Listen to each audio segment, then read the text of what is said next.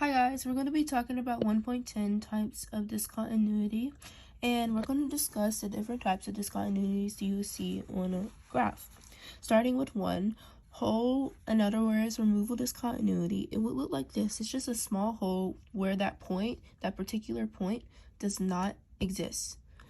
And going to 2, which is infinite, this is where you see most of your horizontal asymptotes or vertical asymptotes, and where the line will get closely and closely and closely as soon as possible as it can. Not possible, as close to it as it can, but it will never touch it. Going to 3, for the third one is the jump discontinuity. This is where your lines will completely jump. So that means it's not continuous at all.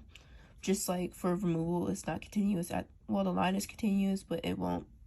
The hole does not exist, but it does not continuous at all for that point right there. Your line is not continuous, and it's just like where 2 points just like hop into one place or another. But those are the different discontinuities, the main ones. And let's get into question 1 where we solve it. It will be f of x as x minus 1. But we will have to factor it to get rid of, to see if we have discontinuities at all. So to factor it, I would just do f of x, x minus 5, and x minus 5, x minus 2. And as you can tell, this one crosses out, which leads to a hole.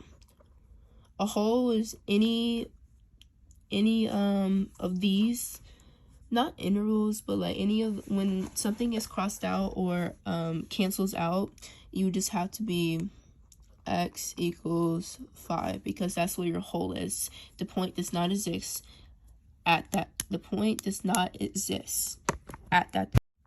When your variables, not variables, but when these particular things cross out, that would leave with the hole, because that at that particular point it does not exist. So this is like how it reminds x. It's how it reminds me x equals 5 does not exist at all because it canceled out.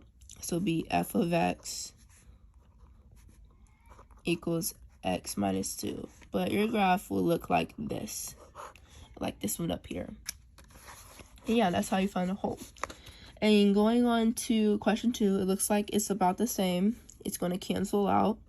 X minus 1 over x plus 1, x plus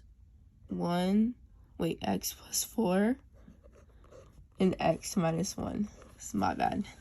And these will cancel out, and it'll just be 1 over x plus 4.